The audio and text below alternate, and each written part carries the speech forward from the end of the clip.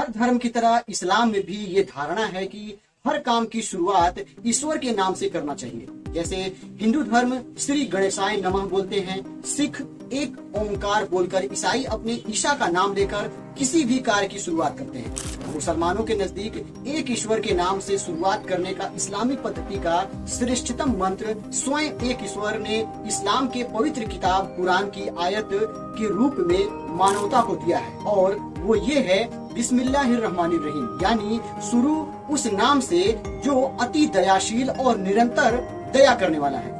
यहाँ नाम से का मतलब है एक ईश्वर यानी अल्लाह है। जब इस आयत को पत्रों के आरंभ में लिखा जाने लगा तो ये समस्या सामने आई कि पुराने पत्रों को कचरे में फेंके जाने पर पत्र के साथ साथ ईश्वर का नाम और कुरान की पवित्र आयत भी कचरे में फेंकी नजर आने लगी। इसका हल ये निकाला गया कि इस आयत को इसके असल रूप में लिखने के बजाय इसका कोई संकेत चिन्ह बनाया जाए और उस संकेत चिन्ह को ही लिखा जाए। और यही वो वक्त था जब बिस्मिल्लाह को अंकों में दर्शाने का हल निकाला जाने लगा। इस वीडियो का उद्देश्य किसी की राय को ठेस पहुंचाना नहीं है दोस्तों, बल्कि यह सुन्नी विद्वानों का राय और सलाह पर आधारित है। दोस्तों, वीडियो को शुरू करने से पहले मैं आपके सामने एक मुस्लिम विद्वान का क्लिप दिखाना चाहता हूं, जिससे मेरे द्वारा बताए गए बिस्मिल्लाह का अंकों में अनुवाद करना सही है या गलत, आपको एक राय कायम करने में आसानी हो जाएगी। देखिए, जो हम बोलते हैं ना, ये इल्मे आदात के जरिए भी ज़बान है,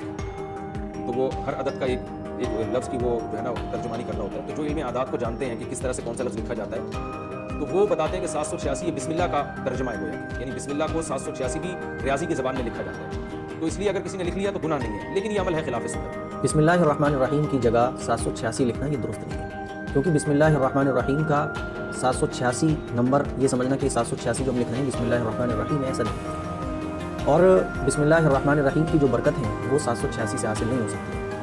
बाज़ लोग ये समझते हैं। दोस्तों, अरब की एक प्राचीन संख्या पद्धति थी अबजद, जिसके अनुसार बिस्मिल्लाहिर्रहमानिर्रहीम के 786 सांख्यिक संकेत माने जाने लगे।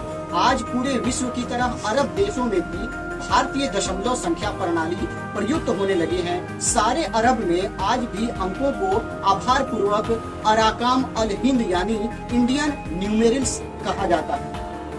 भारतीय संख्या प्रणाली को सीखने और अपनाने से पहले अरब देशों में प्राचीन अबजद संख्या प्रणाली का चलन था। इसमें अरबी भाषा के विभिन्न अक्षरों को संख्या की तरह इस्तेमाल किया जाता था, यानी हर अरबी अक्षर का एक सांख्यिक मूल्य न्यूमेरिक वैल्यू होता था। जैसे अलिफ पहले नंबर पर आता है, बा दूसरे नंबर पर आता है, ता तीसरे नंबर पर आता है, और इसके आगे जो भी हर्फ हैं उनको न्यूमेरिक अक्षर में उसको अंकित किया गया। बिस्मिल्लाहिर्रहमानिर्रहीम के हर अरबी अक्षर को उसके सांख्यिक मूल्य में बदलकर सब अंकों को जोड़ा गया तो 786 हुआ। आइए इसे हम प्रैक्टिकली करके समझते हैं। यहाँ पर बा जो है 2 नंबर पर आता है, सीन 60 नंबर पर, मीम 40 नंबर पर, अलिफ 1 नंबर पर, लाम 30 नंबर पर, फिर से लाम 30 नंबर पर, हा जो है वो 5 नंबर पर, फिर से अलिफ 1 नंबर पर, लाम 30 नंबर पर, रा 200 नंबर पर, हा 8 नंबर पर, मीम 40 नंबर पर, नून 50 नंबर पर, और फिर से अलिफ 1 नंबर पर, लाम 30 नंबर पर, फिर से रा 200 नंबर पर, हा 800 नंबर पर, या 10 नंबर पर, मीम 40 नंबर पर। अब इन सारे सांख्यिक अंकों को एक साथ जोड़ने पर जो सांख्यिक शब्द प्राप्त होता है वो है 786, यानी बिस्मिल्लाहिर्रहमानिर्रहीम। आप इमेज में भी देख रहे होंगे किस तरीके से बा से लेकर के जिस तरह से बिस्मिल्लाहिर्रहमानिर्रहीम के आखिरी में मीम आता है वहाँ तक के अक्षरों को अगर जोड़ा जाए तो 786 ही होगा। और इस तरह से एक नई अकीदे की इजाद हुई जिसे 786 कहा गया और इसका तुलना किया गया बिस्मिल्लाहिर्रहमानिर्रहीम से। अब आइए इस पर नजर डालते हैं कि बिस्मिल्लाहिर्रहमानिर्रहीम का जो सांख्यिक अंक 786 आता है, क्या इसका इस्लाम से कोई लेन देन है या नहीं। दोस्तों, इस तरह से बिस्मिल्लाहिर्रहमानिर्रहीम के जगह 786 लिखने की प्रथा शुरू हो गई, लेकिन याद रहे कि ये प्रथा न तो पैगंबर मोहम्मद सल्लल्लाहु अलैहि वसल्लम के द्वारा शुरू की गई है और न ही मुसलमानों के चारों इमाम द्वारा। इसलिए इसका इस्लाम में कोई मूल धार्मिक महत्व नहीं है। लेकिन क्योंकि ये बात पूर्णतः तर्क संगत यानी लॉजिकल लगती है, इसलिए ज्यादातर मुस्लिम 786 को लिखने के मामले में बिस्मिल्लाहिर्रहमानिर्रहीम को लिखने को प्राथमिकता स्वीकार करते हैं, जिससे हम एक ईश्वर का नाम लिखे बगैर उसके प्रति अपनी श्रद्धा को व्यक्त करके अपने लेख का शुभारंभ कर सकते हैं। अंधविश्वासियों को शुभ चीजों की जरूरत होती है, मिले तो शौक से अपना लेते हैं, न मिले तो खुदा बना लेते हैं। दोस्तों, कोई भी बिदअत आमतौर पर एक सामान्य बात के रूप में शुरू होता है और फिर इस्लाम में स्वीकार्य चीज बन जाता है, जबकि वास्तव में ऐसा बिल्कुल भी नहीं होता। यह शैतान का जाल है। जब उसे आपके ईमान को भ्रष्ट करने का कोई और तरीका नहीं मिलता तो वह आपको अपने लिए बुरी चीजों को सुंदर बनाता है ताकि वह उन्हें स्वीकार करें और उन्हें अपनाएं। इस बात को साबित करने के लिए मैं आपको सन 2006 का एक घटना बताना चाहूंगा। दोस्तों, अगस्त 2006 में दक्षिण एशियाई के कुछ मुसलमानों द्वारा एक एसएमएस तेजी से फैलाया जा रहा था, जिसमें कहा गया था कि इस वर्ष 7 अगस्त 2006 को विश्व भर के सभी मुसलमानों के लिए यह एक बहुत ही विशेष दिन माना जाएगा, क्योंकि यह 7, 8, 6 होने जा रहा है। यह एक शताब्दी में केवल एक बार ही होता है। मुसलमान होने के नाते हम जानते हैं कि हमारे पास सिर्फ 2 दिन ही हैं जिन्हें हम मानते हैं, यानी 2 ईद। और हम ऐसा इसलिए करते हैं क्योंकि हमारे पैगंबर मोहम्मद सल्लल्लाहु अलैहि वसल्लम ने हमें ऐसा करने का आदेश दिया है। हजरत आयशा रदियल्लाहु ताला अन्हा से रवायत है कि मोहम्मद सल्लल्लाहु अलैहि वसल्लम ने कहा, जो कोई हमारे इस मामले में कोई ऐसी बात जोड़े जिसका हमने आदेश नहीं दिया है, वह अस्वीकार कर दिया जाएगा। बुखारी और मुस्लिम में इसका सत्यापन भी मिलता है। हजरत जाबिर रदियल्लाहु ताला उन्होंने फरमाया, सबसे अच्छी बात अल्लाह की किताब है और सबसे अच्छी हिदायत और मिसाल मोहम्मद सल्लल्लाहु अलैहि वसल्लम का है, और सबसे बुरी चीज धर्म में कोई नई चीज इजाद की जाएगी तो वो बुरी मानी जाएगी, क्योंकि हर इजाद एक भूल और गुमराही है और हर गुमराही जहन्नम में ले जाएगी। दोस्तों, और इसके बाद अल्लाह ताला भी कुरान में कहता है कि आज मैंने तुम्हारे लिए तुम्हारा दीन पूर्ण कर दिया, तुम पर अपनी नेमत तुम पर पूरी कर दी और तुम्हारे लिए इस्लाम को तुम्हारा दीन चुन लिया। ये है सूरह माइदा आयत नंबर 3।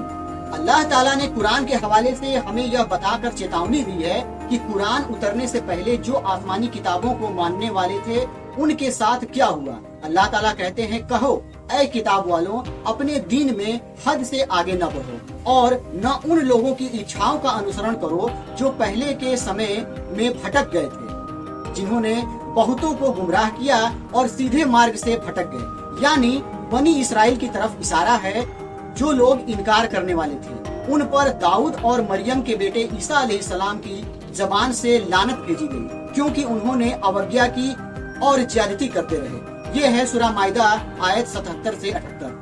दोस्तों, इसके अलावा अब्दुल्ला इब्न मसूद रज़ियल्लाहु ताला अन्हु, जो सहाबी हैं रसूलुल्लाह सल्लल्लाहु अलैहि वसल्लम के, उन्होंने बयान किया है कि अल्लाह के रसूल सल्लल्लाहु अलैहि वसल्लम ने हमारे लिए एक रेखा खींची और फिर कहा, यह अल्लाह का सीधा मार्ग है।